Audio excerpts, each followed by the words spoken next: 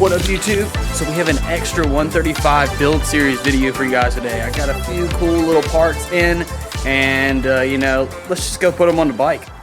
All right, guys, so I don't know if you like my new angle of my bench here, but I think it's a way better way of me being able to showcase all these parts and pieces that I have for the bike. So you can see here, we have the brand new, pretty much looking cylinder for the 135. This is a big bore, and I will tell you one thing, it is just nothing like a brand new Nicosil plated cylinder. It's just absolutely gorgeous. We do have the new 134, I call it the 135 piston, since we have the displacement on a 125 is actually a 124, but see here, this is the piston.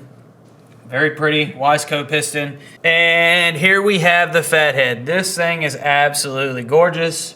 It's obviously going to match a lot of the red-ended stuff I already have on the bike. And, you know, it's just, you know, it's actually a really good performance part. I've heard so many good things about this thing. I got the 95 octane one. I didn't go for the really high, you know, race gas kind. I do run race gas in my two-stroke, but I run it in a mix. So it's not going to be super, super expensive to run this. As long as I still mix it with regular and the race gas, like, this thing will perform amazing. I'm hoping that this gives it a lot more bottom end. We're gonna go ahead and get to assembling it, and the first thing would be the power valve. So I'll catch you in the edit, guys.